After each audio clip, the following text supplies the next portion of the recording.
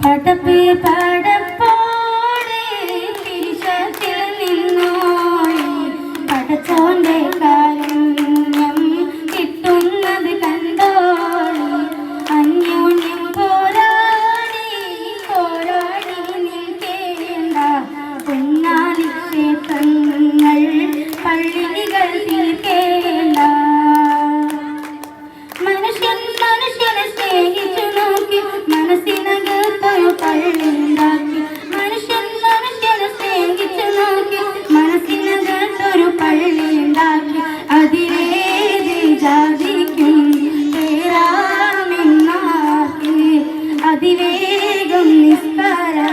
പായാവിരിക്കി